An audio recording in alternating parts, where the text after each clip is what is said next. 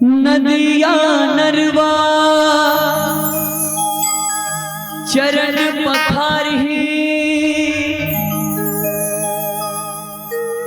इंद्रधनुष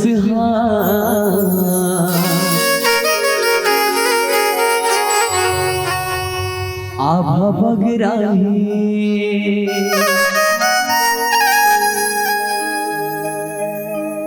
शीतल करबड़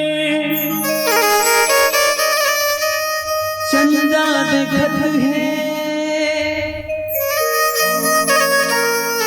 आरती करे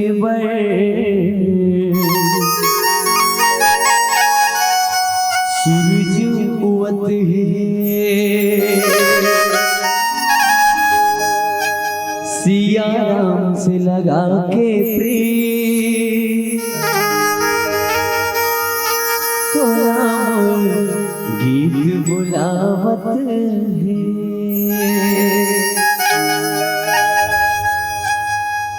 चलो आइए सुसाइड नहीं बैठना है, मतलब ये कथल गाना बीच बीच में एक सीधी चलाते ताकि कोनो कोनो महसूस थे खम्भा मोत के टेक के। अच्छा भोजनालय घरों सार्वजनिक वाला बना दे, मतलब सब जन जा खा सकते हैं इस टाइप के, मतलब ये सीएनहिन मतलब खेत दे जाट और ते डाल 3 दिन खात रुपए भोजनालय में ऊंची पंडाल में सुतत रुपए रात एक जन जात हुई मतलब बिनिया 9 बजे टेक जात हुई ले बहनी ऐसे टाइप के, मतलब लगना चाहिए कि कथा हुआ था, है ना भाई।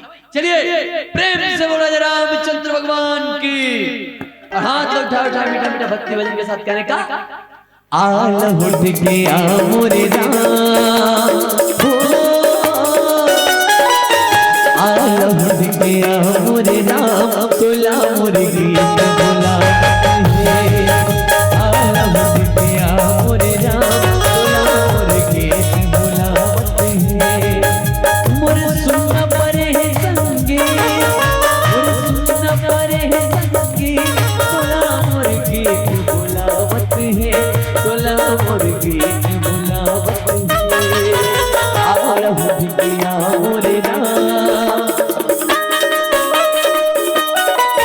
आल उठ के आ मोरे राम, तुला मोरे गीत बोलावत है। आल उठ के आ मोरे राम, तुला मोरे गीत बोलावत है।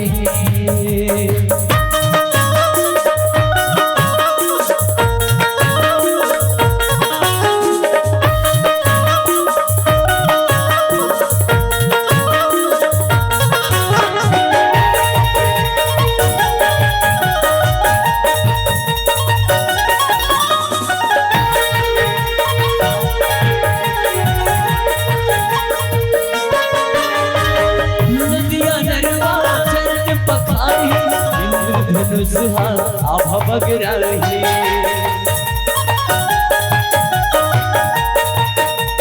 हो नदिया नरवा चरण पखारही इंद्रधनुष आभा बगराही, इंद्रधनुष आभा बगराही।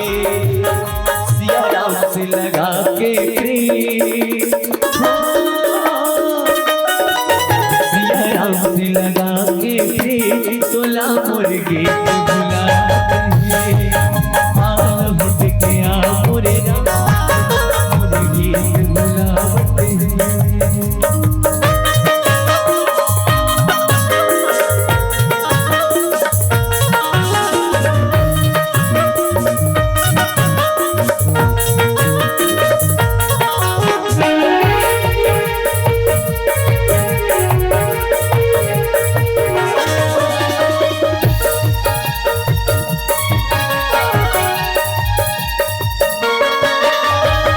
शीतल करे बड़ चंदा देखत है, आरती करे बड़ सूरज उवत है।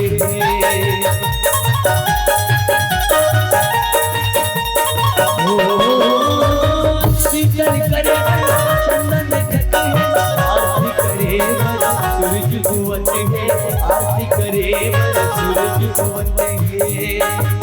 सिया राम से लगा के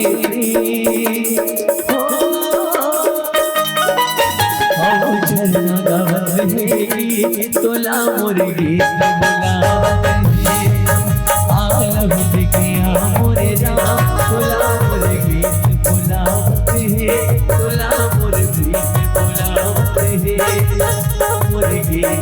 बुलावत है तोला मोर गीत बुलावत है तोला तोर बेटा बुलावत है तोला मोर गीत बुलावत है हो